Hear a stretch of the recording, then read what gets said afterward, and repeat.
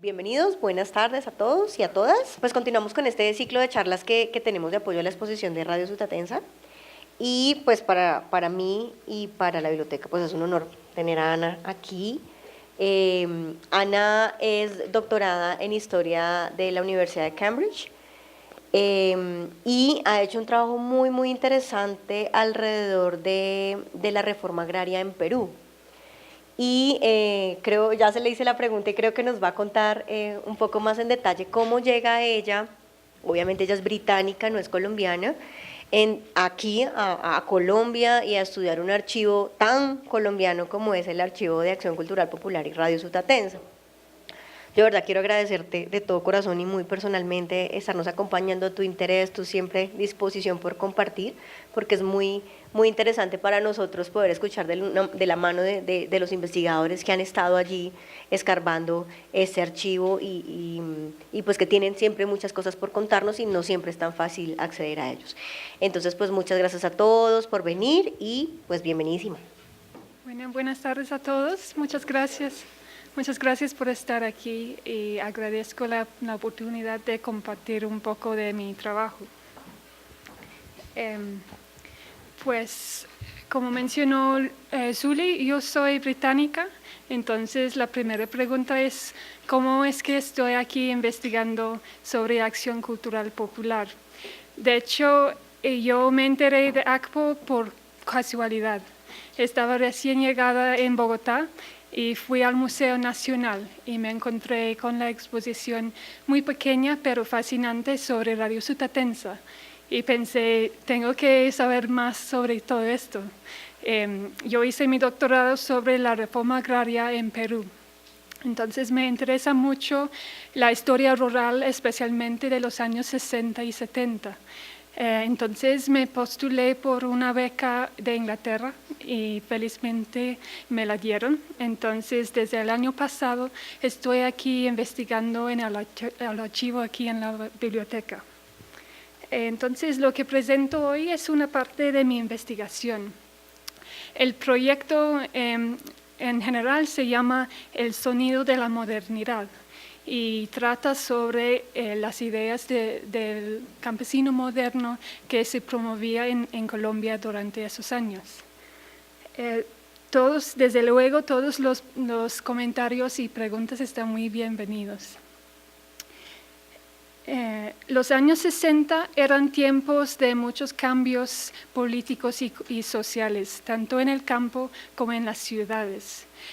Son años también muy importantes para ACPO, en que creció mucho el movimiento cultural de ACPO. También son años en que se hablaba y se investigaba mucho el tema del desarrollo rural. Entonces, ACPO, por medio de su periódico, las cartillas y, por supuesto, la Radio Sutatensa, animó a la gente rural, a los campesinos, a buscar el progreso y a vivir mejor. Pero, ¿qué significaba vivir mejor para los líderes de ACPO? Esta charla va a tratar sobre las campañas que hizo ACPO para cambiar las prácticas de los campesinos, tanto en métodos de producción agrícola como la organización de sus casas y el uso del tiempo libre. Entonces vamos a mirar un poco los modelos de desarrollo que inspiraron a ACPO y también las diferencias que había entre las ideas de ACPO y otros modelos de desarrollo de esta época. ¿Y por qué esto es importante? ¿Por qué entender la ideología de ACPO? Para mí es importante por dos razones. Uno, por la perspectiva histórica. Nos ayuda a entender ACPO en su contexto histórico y ver las ideas que influenciaron a ACPO y qué influencia tenía ACPO en los hábitos y actitudes de los campesinos. La segunda razón es que actualmente hay mucho interés en el tema del desarrollo rural. Estamos viendo en en la época del postconflicto, que va a ser muy importante el desarrollo rural. Entonces creo que hay importantes lecciones que podemos aprender de la experiencia de ACPO. En la primera parte voy a hablar sobre las ideas que articulaba ACPO con respecto al progreso, y en la segunda parte voy a hablar sobre la recepción de estas ideas en el campo.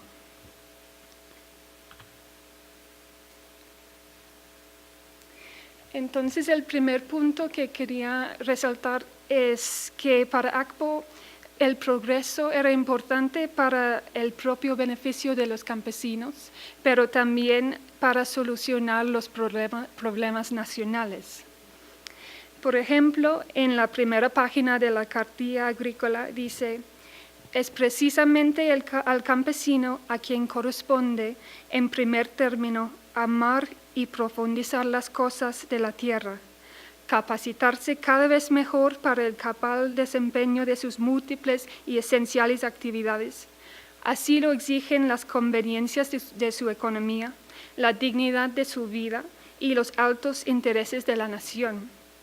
Dios y la patria piden al campesino que ame su tierra, que la cultive intensamente, que no la abandone. Fin de cita. Entonces, lo que llama la atención aquí es que ACPO está realmente celebrando el trabajo de los campesinos y valorando lo que están haciendo y que pueden contribuir a la economía nacional.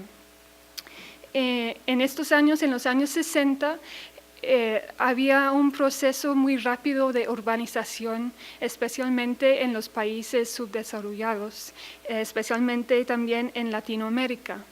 Entonces se preocupaba mucho que el sector agrario no iba a poder satisfacer las necesidades alimenticias de las ciudades.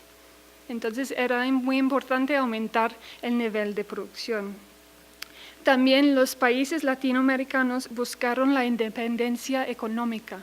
No quisieron depender de la importación de los productos de los países desarrollados. Es importante señalar que el colombiano a que se dirige ACPO es el pequeño propietario. No se habla de los campesinos asalariados o de la gente sin tierra. Aunque nunca se lo dice así, está claro que la perspectiva de ACPO tiene como en la mente el ideal campesino moderno es padre de familia y tiene su pequeña parcela. Entonces todos los consejos se daban en ese contexto. Siempre les aconsejan sobre qué hacer con su tierra. Entonces, como el elefante en la sala es como qué pasa con la gente sin tierra. Y bueno, creo que ACPO estaba muy interesada en la reforma agraria en los principios de los años 60, pero ya en finales de los 60 pierde como el entusiasmo y se enfoca mucho más en las pequeñas cosas que el parcelero, el pequeño propietario puede hacer en su propia tierra. Entonces, la imagen que promueve ACPO es como el equivalente al sueño americano. Es la idea del campesino que puede mejorar su calidad de vida por sus propios esfuerzos. Entonces, es como importante pensar este sueño como pasando al mismo momento en que se celebra el sueño americano en los Estados Unidos. Es como el equivalente. El segundo punto es que la nueva tecnología, según ACPO, va a reemplazar los métodos tradicionales. Y esto se repite mucho en los programas radiales. Por ejemplo, en el programa Dirigentes Seglares del año 1963, el doctor Carlos Vargas Vanegas dice: este arte, por ejemplo, de torcer cabuya en la espinilla, en que eran diestrísimos muchos campesinos, también ha sido superado. porque ya existen máquinas para esto. Otro tanto podemos decir, por ejemplo, del hilado a mano del algodón y de la lana que se hacía con el uso con torteros. Y así con medios y sistemas de transporte, con los medios y métodos de labranza de los terrenos, en resumen, con los métodos y medios de producción. Fin de cita. Entonces, en esa época había mucha esperanza que la maquinaria y la tecnología moderna iba a cambiar los métodos de producción, ahorrar tiempo y que el trabajo más duro, tanto en las fábricas como en el campo, iba a desaparecerse. Entonces, ACPO promovía el uso de máquinas y también de fertilizantes y insecticidas. Pero después, con la reflexión histórica, se ha criticado mucho lo que llamamos la revolución verde, o sea, esa idea de una agricultura que usa mucha tecnología, por una razón que a veces ignoraba el contexto local en que se introducía la tecnología. Y ignoraba también los conocimientos de los mismos campesinos, los conocimientos que ellos habían desarrollado durante décadas y siglos. Sin embargo, ACPO era pragmático. Lo moderno no era siempre mejor para ellos. Por ejemplo, el programa Cursos Campesinos del año 1963 celebra el uso de las plantas medicinales. Dice, en todos los tiempos el hombre ha hecho uso de las plantas para curar sus dolencias y enfermedades. Las drogas patentadas cada día están más caras y además son difíciles de conseguir en los campos. En cambio, las planticas medicinales y el conocimiento de su empleo son un recurso precioso para todos los hogares. En la huerta casera debe dedicarse una parcela especial para estas plantas. Pues para mí esto es muy relevante hoy en día que la medicina comercial es muy dominante y muy cara también. Entonces es interesante que ACPO también era una voz que no está de acuerdo con esa énfasis de las medicinas patentadas. Y de hecho vieron a la parcela, a la huerta casera como oportunidad para seguir con estas prácticas que funcionaban. El monumento a San Isidro en el pueblo de Sutatenza encapsula la visión de ACPO sobre la relación entre el campesino y la tecnología moderna. Fue construida entre 1964 y 1967 por el escultor Luis Alberto Acuña. A pesar de que es un monumento a un santo, lo interesante es que hay una ausencia notable de iconografía religiosa. En su lugar tenemos varias representaciones de la técnica agrícola, la siembra, el arado de la tierra, y también dos figuras que ven aquí que representan la nueva tecnología agrícola. Son el joven que conduce el tractor y un señor que lleva un aparato para la aplicación de la insecticida. En una entrevista le preguntaron a Acuña sobre este asunto, por qué no había una iconografía religiosa en el monumento, porque el santo San Isidro generalmente aparece acompañado por ángeles. Y Acuña contestó que lo que buscaba hacer en el monumento era representar un concepto francamente moderno. Y cito, en cuanto el hombre se sienta vinculado a la tierra por la acción y por la oración, pero no por elementos metafísicos. Fin de cita. Entonces, lo que él quería hacer es resaltar los recursos que el campesino tenía a su disposición. Y eso incluye la maquinaria, la tecnología, pero también su propia fuerza de trabajo y su inteligencia. Para la inauguración del monumento en 1967 se reunieron altos dignatarios de las religiones anglicana, judía y católica. Y lo que querían hacer es acentuar el papel ecuménico de las religiones en la promoción del desarrollo del campesino latinoamericano. O sea, no era algo solamente católico, sino las religiones en general podían aportar algo para el desarrollo. Con este monumento, ACPO buscó mostrar que la Iglesia podría, por su aceptación y difusión de la nueva tecnología, estar en la vanguardia del desarrollo. Y aquí está como haciendo una respuesta a los cambios que se están sintiendo en los años 60. Que mira, la Iglesia todavía puede ser una institución muy relevante y que está al día con todas las nuevas tecnologías. Y esto se muestra también en las campañas específicas. Aquí tenemos páginas de la cartilla agrícola, aquí sobre la defensa del suelo por las barreras vivas. El foso de abonos, que es como una manera muy, muy simple, pero efectivo para mejorar la calidad del suelo. La aplicación de los abonos químicos. Y mira, aquí abajo salen incluso los productos y los nombres de los productos. Entonces, ACPO hasta cierto punto ayudó a las empresas a vender su producto en el campo.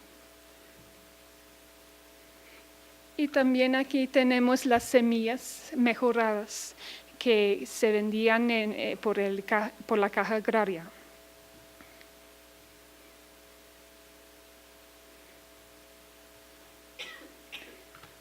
Otro aspecto importante de la ideología de ACPO era la necesidad, según ellos, de cambiar la mentalidad de los campesinos. En un programa dirigido a los dirigentes campesinos, el locutor Carlos Vargas advirtió: o nos cultivamos intelectualmente para incorporarnos a la realidad de la época que vivimos, o tenemos que permanecer al margen de la vida. O nos preparamos para participar activamente en el progreso nacional, o tenemos que resignarnos a quedar como figuras de museo, a desaparecer como esas especies antediluvianos de los dinosaurios y los mastodontes. Fin de cita.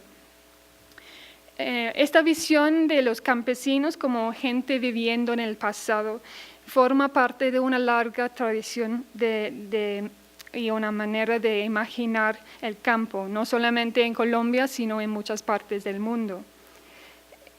Aquí hay como una crítica implícita a los campesinos que atribuye la falta de progreso en el campo a la mentalidad de los mismos campesinos. La idea es que con su mentalidad cerrada no pueden adaptarse a las nuevas tecnologías y sistemas de producción. Esto fue un refrán constante de la teoría de la modernización durante los años 60. Por ejemplo, el sociólogo Daniel Lerner dijo que en los países subdesarrollados se tenía que hacer un cambio psíquico para poder cambiar. También Everett Rogers, que era un sociólogo que se citaba mucho en los documentos de ACPO, él tenía perfiles que categorizaron las personas según su capacidad de adoptar nuevas innovaciones. O sea, él tenía como una persona muy avanzada que estaba muy al día con las nuevas tecnologías y otra en el otro lado del rango que no iba a poder adaptarse. Pero los antropólogos y historiadores han criticado mucho esa idea. especialmente porque esconde problemas estructurales. Entonces podemos hablar mucho de cambios de mente, pero si no hay recursos para hacer los cambios que vamos a hacer. Sin embargo, Akpo era optimista sobre la capacidad de educarse y en esto iba en contra de las ideas dominantes de la época, porque en los años 60 muchas personas creían que la educación servía solo para ciertos sectores sociales. Akpo no. El locutor Carlos Vargas hizo una analogía elocuente entre la inteligencia y las tierras baldías. Cito: uno de los problemas de nuestro país es el de las tierras baldías, que es necesario poner en producción. Pero más grave que el de las tierras baldías en nuestro país es el problema de las inteligencias baldías. El problema de las inteligencias improductivas por falta de cultivo. Y es una inmensidad colombiana la que está en estas condiciones, por falta de estudios, por falta de aprendizaje. Fin de cita. Entonces, lo que llama la atención de Akpo es que veía a toda la población como personas con potencial y que se podría sacar este potencial con el uso de educación. También deberíamos recordar el impacto que tenía la experiencia de los líderes campesinos de viajar por el país y conocer gente de otros lugares y aprender nuevas formas de ser y de pensar.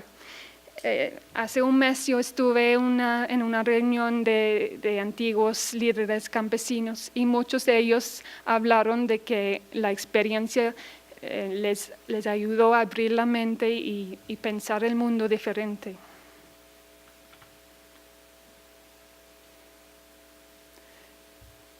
Akpo insistía en que el progreso económico tenía que ir a la mano con el progreso social.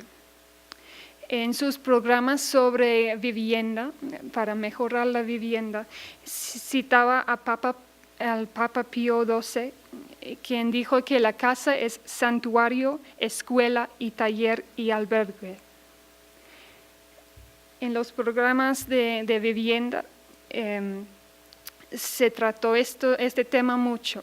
Por ejemplo, en la lección del 13 de febrero de 1963, el locutor habló sobre la importancia de dotar la casa de un mínimo número de cuartos, tener una letrina y mejorar las paredes y los pisos.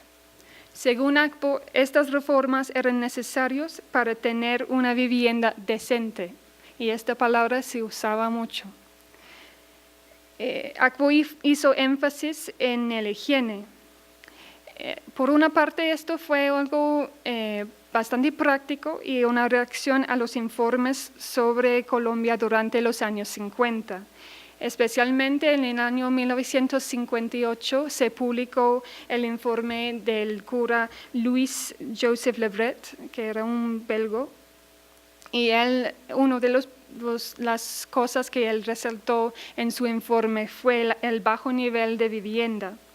Dijo que en las casas campesinas faltaban luz, agua potable, letrinas y que la mayoría eran construidas por los mismos campesinos con los materiales que tenían a la mano. Entonces, para Akpo, la vivienda era un área prioritaria para fomentar el desarrollo. Pero, por otra parte, Akpo énfasis en la higiene tenía un cargo ideológico. Se impulsó las reformas a la casa como muestra externa de una vida decente. Cito: lo mínimo que puede contener una vivienda aceptable sería lo siguiente. Pongan mucha atención. Una pieza o por lo menos un corredor bastante amplio para recibir a las personas y para servir los alimentos. 3 alcobas, una para los esposos, otra para las hijas y otra para los hijos. Y algún lugar cubierto para guardar los utensilios, herramientas, aparejos, etc. Como la antropóloga Mary Douglas mostró en su libro Purity and Danger, la relación entre lo sagrado, lo limpio y lo sucio es construida de acuerdo a normas culturales, y la regulación de la higiene sirve para mantener estas normas. En el caso de Akpo, los consejos que daba sobre la vivienda transmitían a la vez sus ideales sobre la casa campesina. Es un lugar tranquilo, armonioso, donde la familia se dedica a estudiar, a rezar y a compartir en familia. Entonces, en el otro lado de la moneda están todas las cosas que Akpo veía como problemático en la vida rural: el vicio, el alcohol y la ignorancia.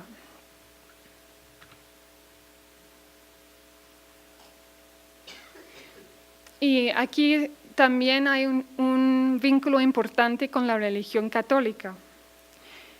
Esta es la primera página de la cartilla agrícola y la página se titula "La tierra es un don de Dios". Dice: el suelo es la mayor riqueza material de un pueblo. Al conservar y defender el suelo, cumplimos un mandato de Dios y de la patria. Es así que las acciones que recomienda Akpo para evitar la erosión del suelo son a la vez una práctica avanzada de la agricultura moderna y una muestra del amor de Dios. O sea, se relaciona mucho las prácticas agrícolas, las prácticas de un buen cristiano, un buen católico, y el proyecto de avanzar y de hacer progreso.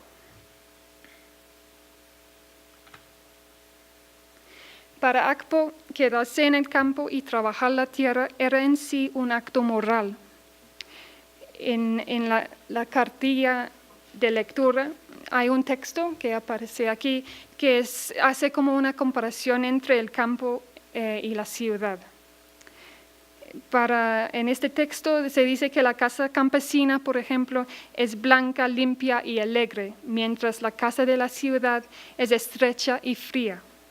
Y concluye así: quedemos en nuestros campos, en nuestras heredades, para criar una familia sana, cristiana y bendecida por Dios. Es importante resaltar que esta cartilla su objetivo es enseñar a la gente a leer, no es explícitamente algo sobre cómo vivir o cómo construir una vivienda, sino es un ejemplo de cómo la ideología de Akpo está en todas partes de sus métodos de enseñar, en su periódico, en las cartillas y en los programas. Se presenciaba la religión en todas las interacciones entre Akpo y el campesinado. Por ejemplo, una carta de un pastelero del pueblo de Potosí en Nariño dice: estoy conociendo el verdadero camino para tener una buena vida espiritual y corporal, que tanto nos ha de conocer nuestro Padre Sabogal, y nos hace despertar y comprender los deberes que tenemos para con Dios y cómo debemos practicar los mandamientos, y por ello tengo el ordinario de la Santa Misa comunitaria, como también estoy realizando el pozo de abono y asisto con puntualidad a la escuela para apreciar sus dignas clases en la hora de la noche. O sea, en la mente de este campesino están totalmente relacionados los actos de religión y de las acciones que recomienda Akpo. Forma parte del mismo proyecto de mejorarse. Esto vemos también en las coplas. Los campesinos mandaron coplas para publicar en el periódico. Por ejemplo, una escrita por una auxiliar inmediata del departamento de Magdalena es titulada Progreso y dice: por medio de la radio sí vamos a progresar. Él nos enseña a rezar y también a trabajar. O sea, rezar y trabajar están totalmente vinculados. En otras cartas vemos que tanto ACPO como los campesinos veían al movimiento de ACPO como una obra o una misión religiosa. Por ejemplo, una carta de un representante parroquial firma su carta al padre Sabogal: me suscribo como un apóstol suyo y que lucharé por sembrar la semilla de la cultura. Otra carta al locutor José Rodríguez comenta: sus palabras debieron llegar hasta lo más recóndito de que lo escucharon. A mí me llegó en forma de latigazo. Fin de cita. Entonces es como mucha gente ve a ACPO como su guía espiritual, guía que puede ayudar en el día a día de la agricultura, pero también con asuntos mucho más personales y más profundos. Y pues el último punto que quería mencionar es que para ACPO el progreso es un proceso largo. Se consiste en pequeños actos, no un cambio drástico o revolucionario. Y aquí es importante recordar el contexto histórico. En 1959 fue la Revolución Cubana. Había muchos movimientos de la izquierda que estaban abogando por revolución social.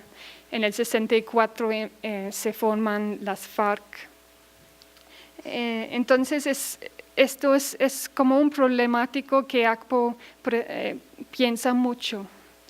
El sociólogo Hernando Bernal Alarcón, quien trabajaba dentro de ACPO como uno de los directores, veía un peligro en informar a la gente sobre el progreso y la vida moderna si la gente faltaba recursos y capital para poder adoptar nuevas tecnologías y llegar al progreso. Cito: si estas facilidades faltan, la disonancia producida por influjo de los medios tiende a aumentar los niveles de frustración de los marginados y puede conducirlos al resentimiento pasivo o a la búsqueda de soluciones violentas. Fin de cita. Entonces, ACPO siente como una responsabilidad de fomentar el cambio, pero de evitar la revolución social. Y es importante también recordar que ACPO no era el único organismo trabajando entre los campesinos. Otras emisoras buscaron tener influencia sobre los campesinos. Una carta del año 64, escrito por un campesino de Nariño, cuenta que el diablo comunista ha llegado en su parroquia, en la forma de un tipo llamado Lolo Pantoya, quien ha cambiado las frecuencias de los radios campesinos en todas las veredas, y que la gente ya no quiere escuchar a Radio Sutatensa, sino a otros grupos de la izquierda. Pues la respuesta de ACPO es que no intervino directamente, pero propuso una alternativa al comunismo que quería ser más atractivo para los campesinos. Y esto vemos en el documento Tomate, hacerle frente al comunismo, que está en la exposición. Este documental es del año 61 y hay una parte donde el padre Salcedo dice que el comunismo es una bacteria que ha invadido a la mente de las personas. Para él era más importante crear un nuevo hombre que piensa en maneras de mejorar su propia vida que satisfacer las necesidades de los campesinos a corto plazo. Para ACPO, cada individuo tenía que avanzar con su propio proyecto de vida. Y dar un ejemplo era la mejor manera de fomentar el cambio social. Entonces ACPO nunca ofreció ayuda económica, incluso para comprar los radios. Hay una carta que da una respuesta a un campesino que pidió ayuda para poder comprar su radio y ACPO dice: en primer lugar, queremos decirle que nos es imposible dar el radio como usted dice. Además, dése cuenta que nuestras facilidades para el pago son únicas, pues ya que usted puede dar los 23 de cuota inicial, es seguro que cada mes puede dar los 18. ¿No le parece? Pues con sus ahorros lo puede conseguir, no se desanime. Por el contrario, haga todo lo posible para que cuanto antes pueda conseguir su radio y así al año entrante tenga su escuela radiofónica. ¿No le parece la mejor manera de progresar, de poder tener un maestro en su propia casa? Fin de cita. Entonces aquí tenemos como una ideología más protestante que católica, que hace énfasis en la responsabilidad del individuo para mejorar su propia vida, para usar sus ahorros para su propio mejoramiento. Pues en esta parte quería como hablar un poco de la recepción de las ideas de ACPO en el campo, que sé es un tema muy grande y a veces difícil de realmente capturar. Sin embargo, hay varias fuentes que podemos usar para tener una idea de la recepción de la ideología de ACPO en el campo. Primero, ACPO tenía su propio departamento de investigación. Y ellos investigaban cuál había sido el efecto de las campañas. Por ejemplo, en 1965 se hizo una encuesta en el municipio de Sutatenza para estudiar el efecto de las campañas. La encuesta midió las tasas de adopción de nuevas prácticas promovidas por ACPO entre participantes y no participantes de las escuelas radiofónicas. Por ejemplo, se encontró una relación significativa entre la participación en las escuelas radiofónicas y la construcción de nuevos cuartos, que era uno de los consejos sobre la vivienda. 31% de los participantes adoptaron la práctica, mientras 18% lo adoptaron entre los no participantes. Y la segunda fuente que estoy utilizando para entender la recepción de las ideas son las cartas. ACPO pidió que la gente les escribiera para contarles sobre sus avances con las campañas. Varias cartas cuentan sobre cuáles campañas han intentado poner en la práctica. Y muchas cartas, por ejemplo, hablan de la huerta casera, que les resultó muy práctico. Una carta de una alumna en el Tolima, que es esta, nos da una idea de cómo los oyentes incorporaron las lecciones de ACPO a la organización de sus casas y a sus rutinas diarias. Le cuento que estamos practicando las nociones de las cartillas, en lo cual el sábado arreglamos bien la casita con sus flores, especialmente el cuadro del Sagrado Corazón de Jesús, que es el patrono de esta escuela radiofónica, para que amanezca el día domingo bien linda la casa, para esperar la palabra de Dios cuando rezamos el Santo Evangelio. Después de hablar con Dios, nos vamos a preparar el almuerzo familiar, almorzamos y nos reunimos con los alumnos, vecinos y niños en el campo de deporte, a enseñarles la cartilla de Creo en Dios. Entonces, es interesante cómo los consejos de ACPO forman parte de la vida diaria, no es como una lección que se aprende en la clase y ya. Es algo constante que la gente está incorporando a sus vidas. En la misma carta también pide que ACPO le mande la bandera de Acción Cultural Popular y dice que para ellas le hace mucha falta para usarla en las fiestas del pueblo y alzar la bandera con sus alumnos. Entonces hay una serie de prácticas y rituales que se adoptan para seguir las lecciones de ACPO y mostrar su identificación con el movimiento. Las cartas también contienen datos sobre los problemas que encontraron los campesinos para implementar las lecciones de ACPO. Una carta de una ama de casa del Valle del año 1963 expresa mucho entusiasmo por la obra de ACPO, pero lamenta que no puede realizar las campañas por falta de recursos. Y dice, si pudiéramos participar en las parcelaciones, está hablando de la reforma agraria, podríamos hacer todo lo que nos enseñan por la radio y el periódico, pero en destierro carecemos hasta de lo indispensable para vivir. No tenemos más esperanza que en Dios no nos abandone, y en el radio que escuchamos parece que no estamos solos y que algún día tendremos donde trabajar y poder educar a nuestros hijos. Otra oyente de Santander dice que ha aprendido a leer y escribir por medio de Radio Sutatensa y dice, también les cuento que tenemos fogón en alto, cerdos y gallinas.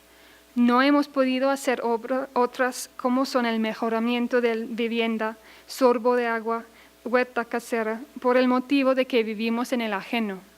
O sea, hay muchos problemas y asuntos más allá de un cambio de mente que afecta si los campesinos pueden adoptar las campañas o no. Otros problemas que comentan son que los nuevos cultivos no crecen en sus regiones o que viven lejos de una fuente de agua.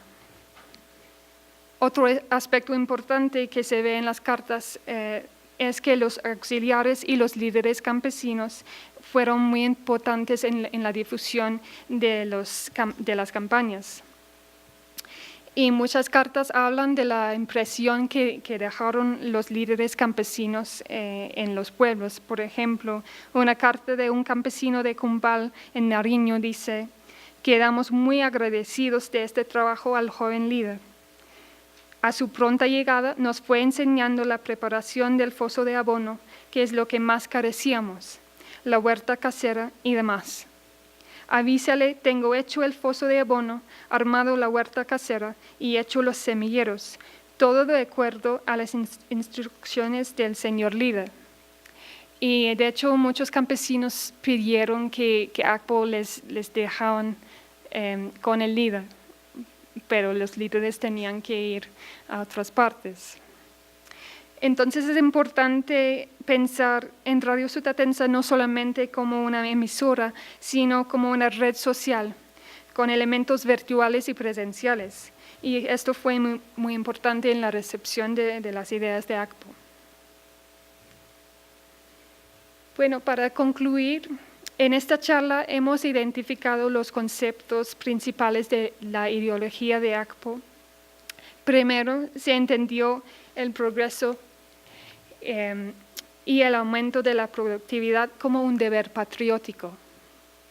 Segundo, la tecnología era vista como la clave para el progreso. Tercero, la modernización requería un cambio de mentalidad. Cuarto, se hizo hincapié en la idea de que el progreso económico estaba vinculado a la religión y al moral. Y quinto, ACPO mantuvo que el progreso era un proceso largo y moderado. Lo que vemos en todas las campañas de ACPO es un esfuerzo para combinar la religión católica con las teorías de la modernización. Las campañas eran prácticos para muchos campesinos, pero también tuvieron un cargo ideológico. ACPO asentó una manera particular de portarse y de pensar los problemas sociales en el campo. Y esto podemos ver como una reacción a otras tendencias de los años 60. En particular, la teología de la liberación. ACPO está poniendo a la práctica la idea de ayudar a los más necesitados y utilizar la religión para una obra social. También está el temor del comunismo. Y ACPO seguía siendo un organismo bastante paternalista que quería proteger a sus seguidores del comunismo. Creo que la relación entre desarrollo y religión en el discurso de ACPO es clave para entender el éxito que tuvo en el campo, por tres razones. Primero, con este discurso, ACPO tenía acceso a una red grande de curas locales y ellos compartieron hasta cierto punto la visión de Acción Cultural Popular y ayudaron con la distribución de los radios y el periódico. Segundo, la gran mayoría de la población en ese entonces era católica. Entonces las enseñanzas de Acción Cultural Popular llegaron con un lenguaje que les resultó familiar. Y tercero, las campañas utilizaron las mismas técnicas que se han utilizado durante siglos para lograr la conversión religiosa.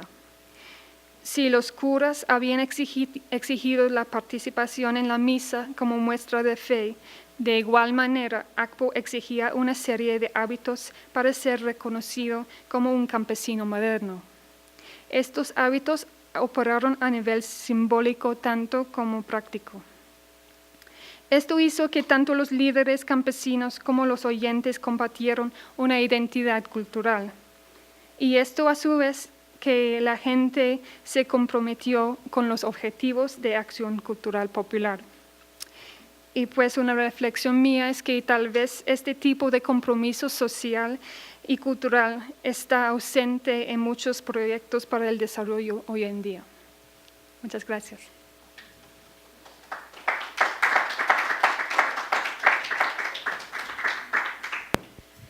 Bueno, con esa última conclusión que incluso también nos han mencionado muchas de las personas que han venido a la visita guiada, vamos a abrir entonces esta sesión de conversación.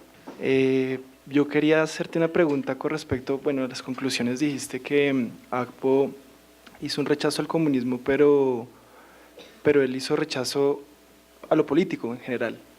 Creo que uno de los, digamos, de los fuertes de ACPO fue no ligarse con ningún partido político y en el tiempo fue, digamos que, sorteando los diferentes gobiernos.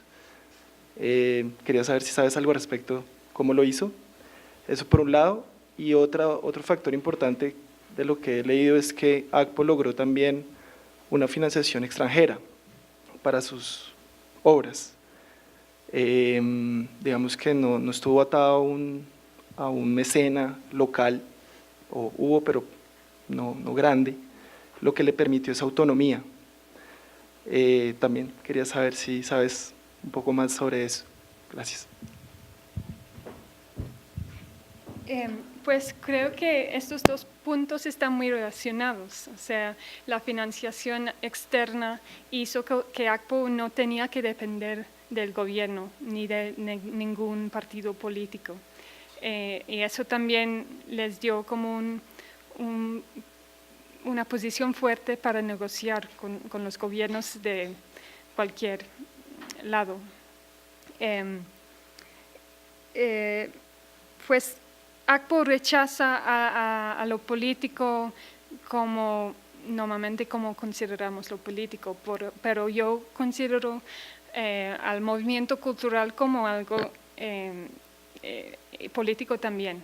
O sea, ACPO está construyendo un concepto del campesino que es netamente político y es un campesino que busca su propia línea. Entonces, este es como la perspectiva política de ACPO que quería promover. Pero también es importante recordar que es una época, los años 60, que la política está muy polarizada. Es el empiezo del Frente Nacional, entonces era peligroso hablar de político. Entonces, con esta presión, ACPO intenta no ser capturado por ningún partido, ningún movimiento político. De lo que tú has investigado, por ejemplo, nos contaste los imaginarios de modernidad del campesino ideal de ACPO, ¿cierto? Pero de lo que conoces también, ¿cuáles son esas imágenes de campesina moderna? O sea, me refiero a las mujeres ¿sí? ¿Qué elementos estaban presentes dentro de la ideología de ACPO que de alguna manera le dijeran a la campesina, una campesina moderna debe ser una campesina así? Sobre todo porque yo sí tengo la idea de que de toda esta revolución cultural, como lo denominamos en la exposición, la mujer tuvo un papel supremamente protagónico en las escuelas radiofónicas y en todo el movimiento cultural radiofónico de Acción Cultural Popular. Sí, creo que ACPO era muy ambicioso en términos de qué podría ser la mujer campesina.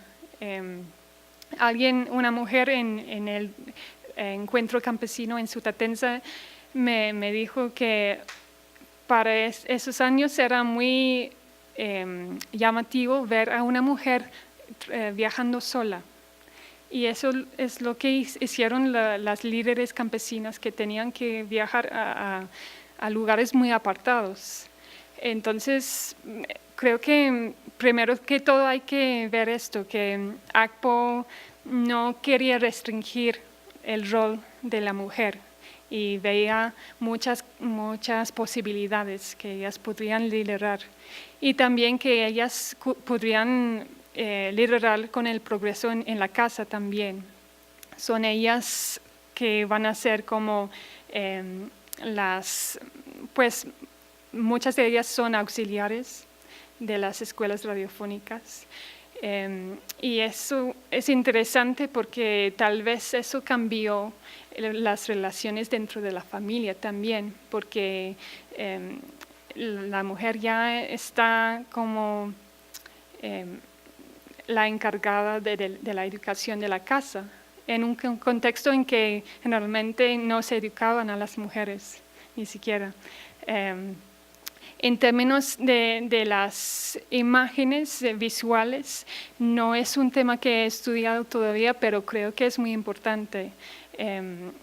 Y pues lo que sí puedo decir por ahora es que el higiene y la mujer están muy ligados en las publicaciones de ACPO. Siempre en las publicaciones, en las fotos, las mujeres aparecen muy bien arregladas. Y esto forma parte de todo el discurso del campesino decente y de la dignidad de los campesinos. Bueno, buenas tardes. Cuando estabas hablando pues de todas estas cambios de mentalidad como en el higiene y que eran como la necesidad pues para el progreso, pues yo no sé si lo sepas, pero hay una parte importante en este programa de Radio Sutatenza que es la paternidad responsable, ¿sí? Como esa paternidad responsable se puede entender de pronto como una tecnología o como una parte fundamental para ese progreso. Es como mi pregunta. Pues esa es una de las campañas, la procreación responsable.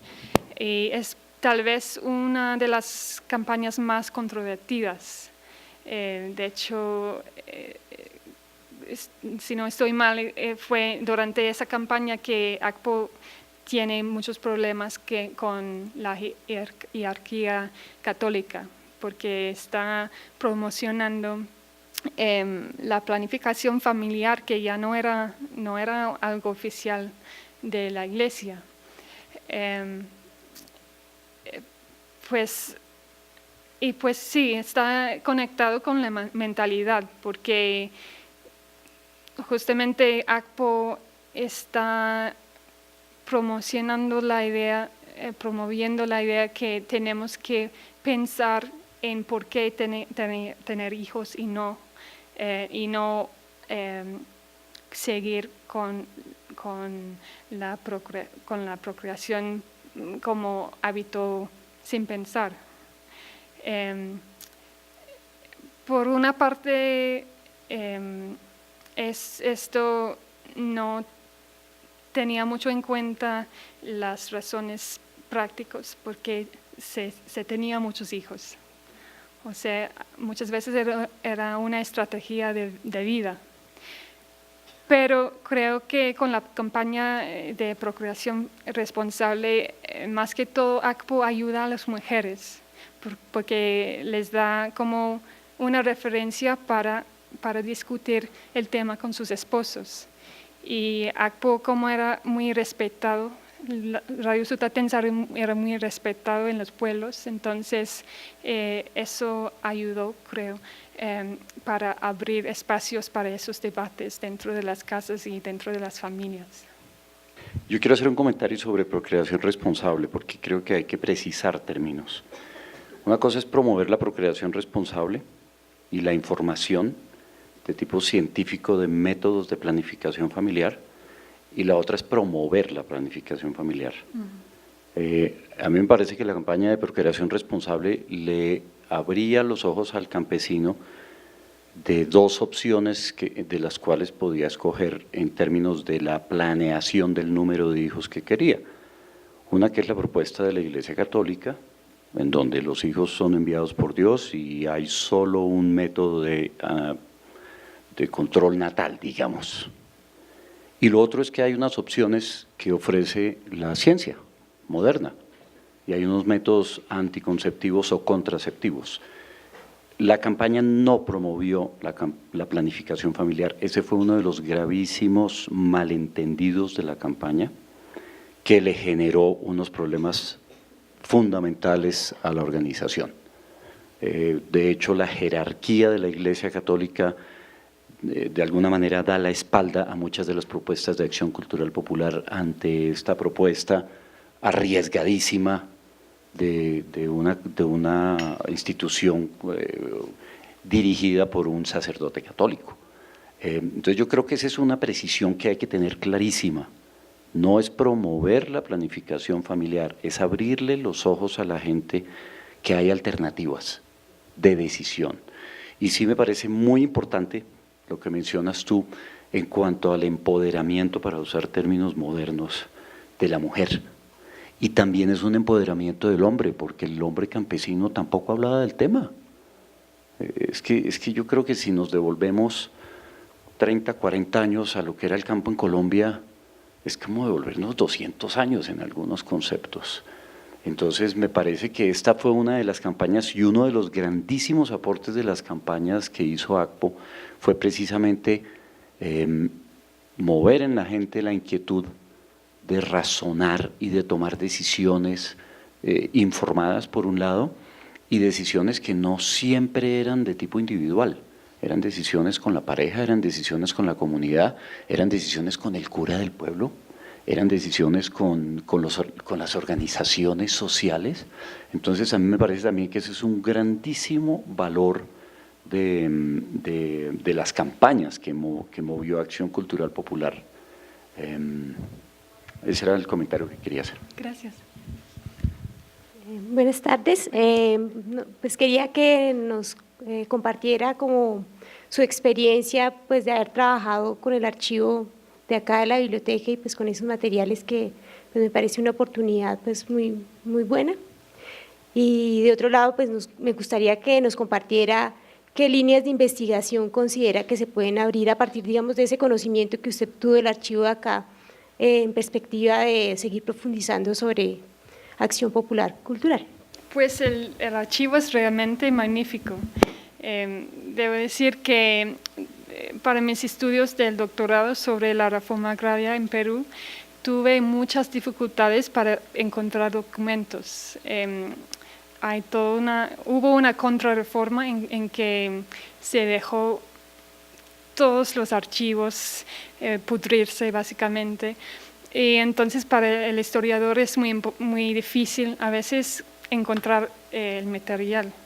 En cambio acá tengo casi el problema contrario, que hay tanta material que es difícil como seleccionar. Y de hecho, si te pones a leer las cartas, nunca acabas. Y cada una es muy interesante y tiene diferentes cosas que combatir. Lo que yo intento hacer es seleccionar como una muestra, o sea, un número de cartas de cada región de los años que estoy estudiando. Eso sí, pues también tiene sus problemas, porque obviamente hay partes que no vas a ver. Pero lo que quiero ver es como los cambios entre el 1960 y 1980, que son como décadas claves. Pues en términos de nuevas líneas por abrir, hay 1000 cosas que se puede hacer con este archivo. Me parece que las cartas son como la fuente más rica.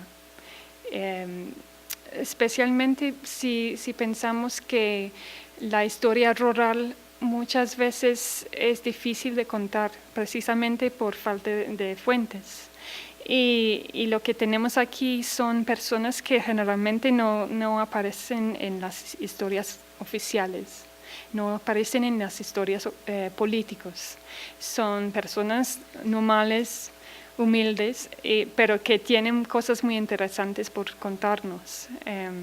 Entonces yo creo que todavía hay mucho que se puede hacer con estas cartas. Toca tener como una metodología para extraer lo que quieres encontrar. Por ejemplo, yo estoy leyendo las cartas y buscando como temas claves. Por ejemplo, la tecnología. Entonces tengo como una parte de cartas que mencionan tecnología y puedo ver las diferentes maneras en que se trata el tema.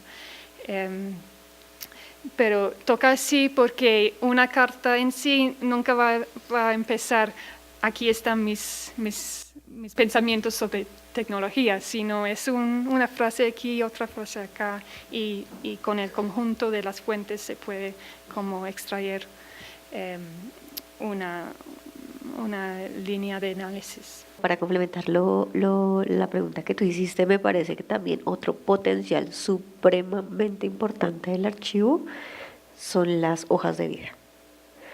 De hecho, yo hice una encuesta con los investigadores a comienzos de este año, de todos los que han pasado en estos años y que han investigado el archivo, y digamos el tipo de documento más consultado son las cartas.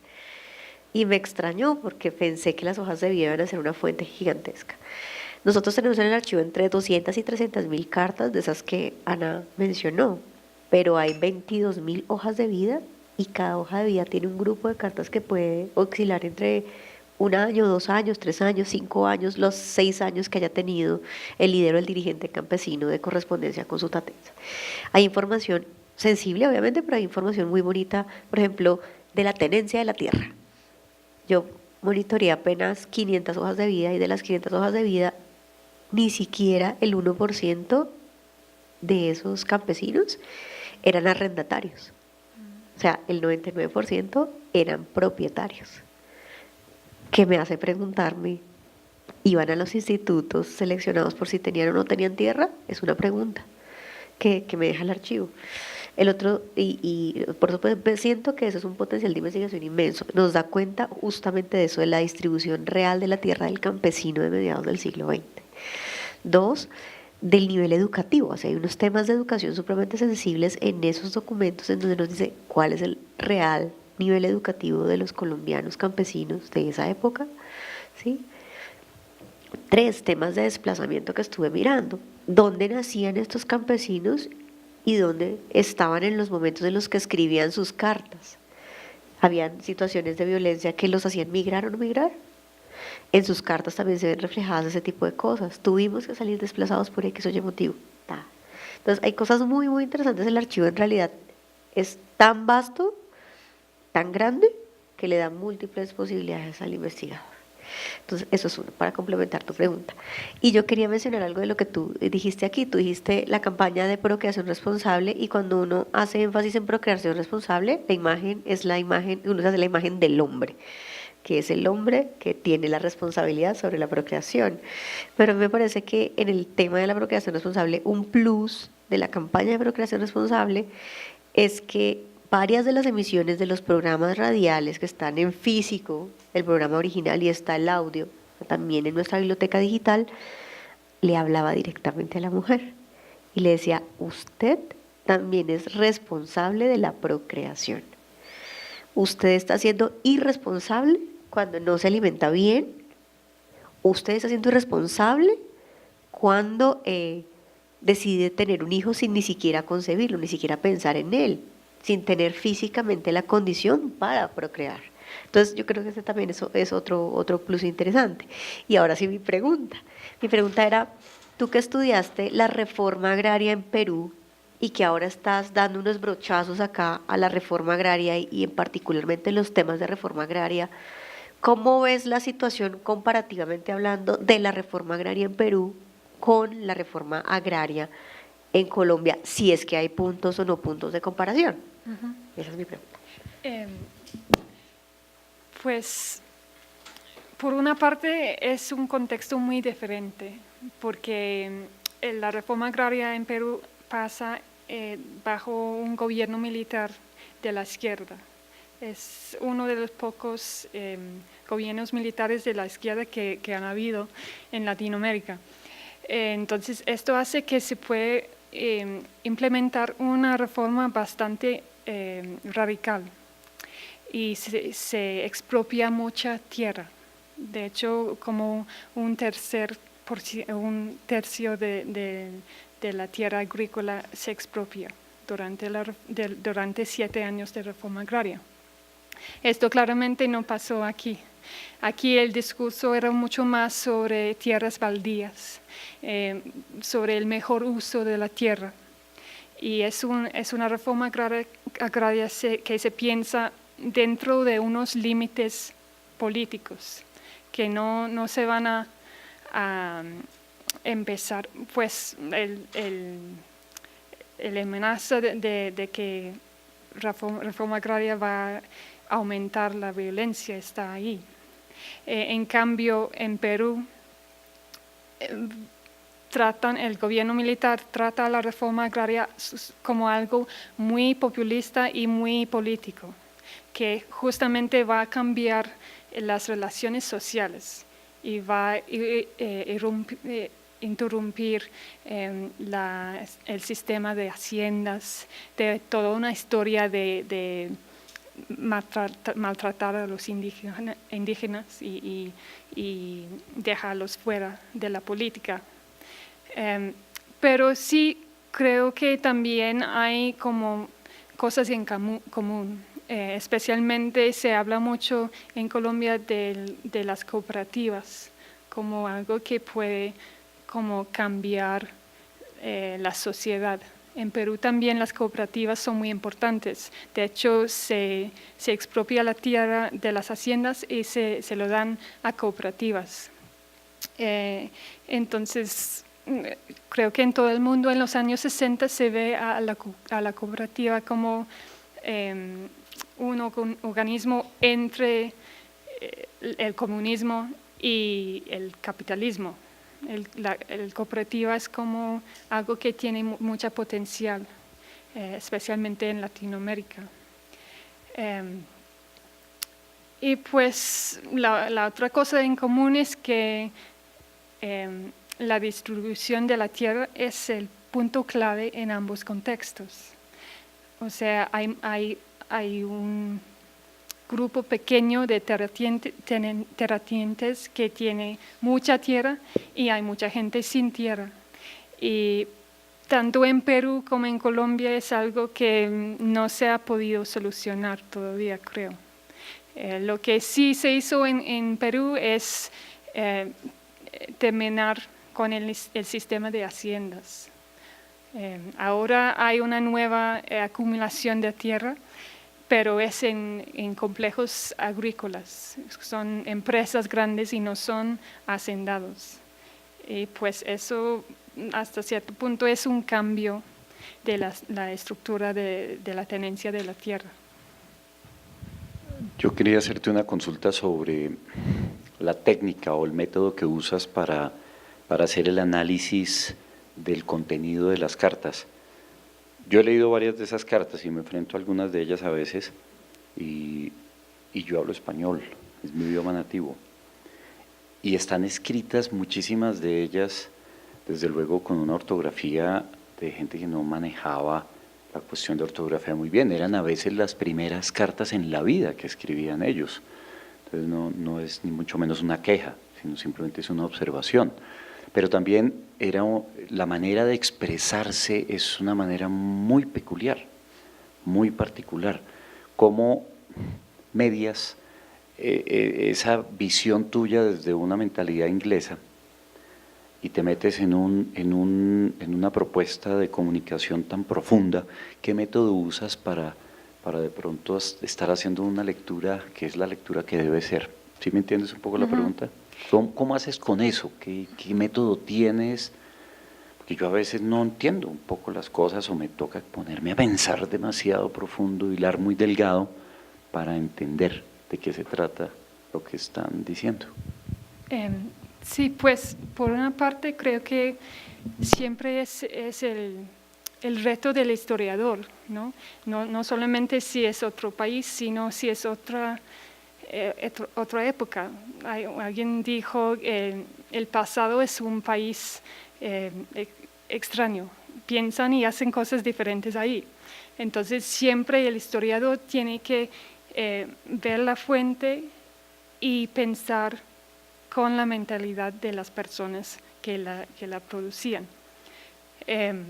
Obviamente hay cosas que me son más difíciles de interpretar y por eso consulto mucho con colegas colombianos y leo mucho sobre el contexto de las regiones, de la historia política de Colombia.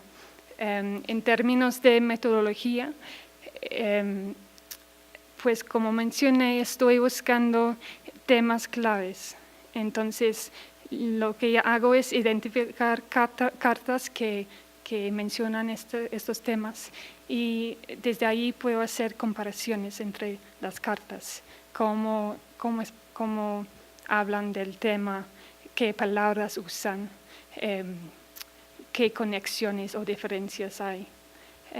Pero siempre el trabajo de un historiador es un trabajo de interpretación que tiene sus pluses y peligros. Bueno, a mí, yo quería hacer una pregunta doble. ¿Qué tipo de interés ha suscitado esta experiencia de ACPO, ¿no? Y Radio Sutatenza para la investigación que es muy integral, ¿no? Es un campo totalmente integrado, humano, social, económico, político, religioso, etcétera. Yo personalmente no he encontrado, digamos, mayor literatura ni mayores esfuerzos en este sentido, como un tema muy dejado de lado, me da la impresión. Y segundo, vi pues el libro que publicó el Banco de la República y quería, para completar la pregunta, ver su opinión, digamos, sobre el enfoque y el valor de ese libro. No sé quién lo ha escrito, pero pues entiendo que es un libro bastante completo de la experiencia de ACPO.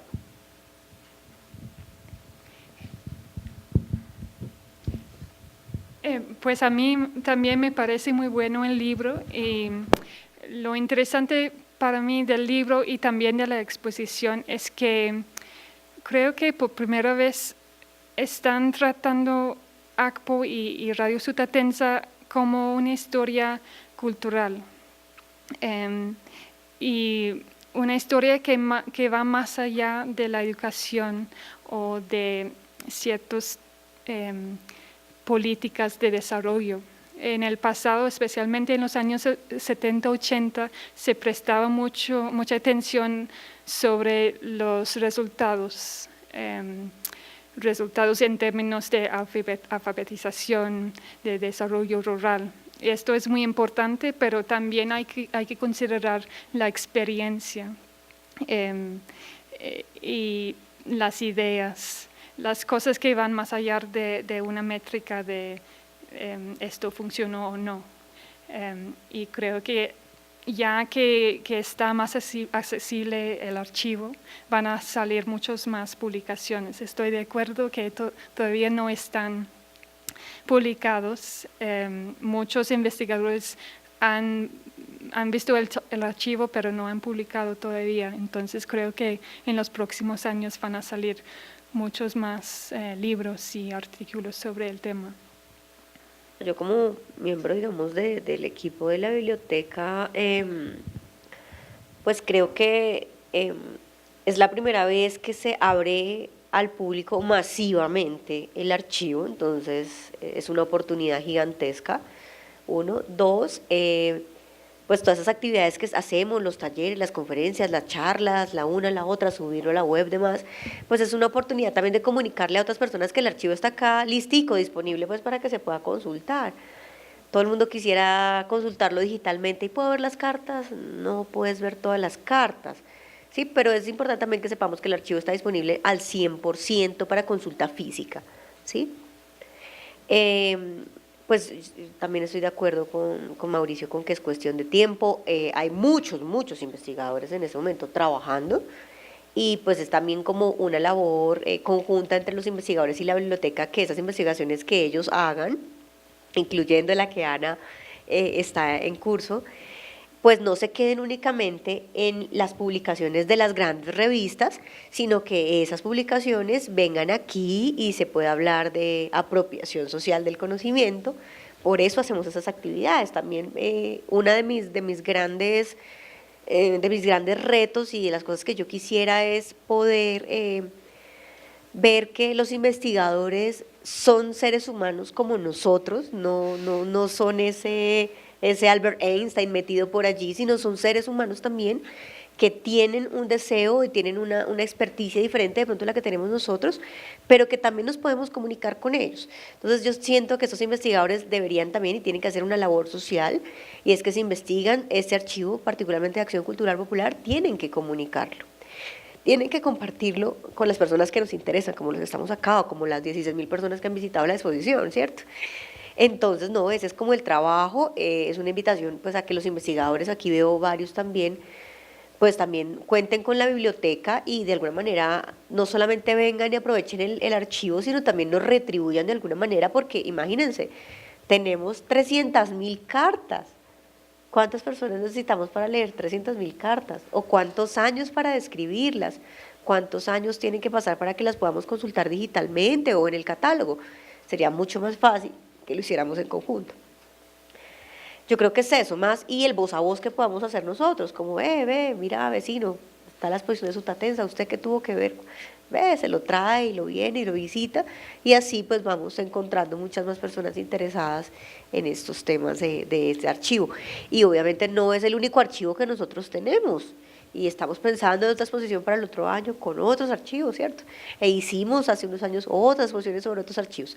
Entonces, esto también es para recrearles un poco la idea de que lo que nos comentó Ana de la dificultad tan grande que tuvo para acceder a los archivos en Perú, perdón, para fortuna nuestra existe el Banco de la República, y el Banco de la República tiene a su cargo estas 28 bibliotecas a nivel nacional cuyo objetivo básicamente y en primera medida es preservar el patrimonio de los colombianos, y por eso pues hemos dado esta prioridad. Por eso el archivo se puede consultar, lo de que decía Ana, aquí está, antes tengo ese problema para seleccionar qué quiero o cómo ponerlo o cómo disponerlo. Pues nuevamente de verdad agradecer a Ana su súper disposición, porque es una persona de verdad muy dispuesta, su excelente presentación, y a todos ustedes por acompañarlos hoy hasta estas horas de la noche. Bueno, entonces muchísimas gracias.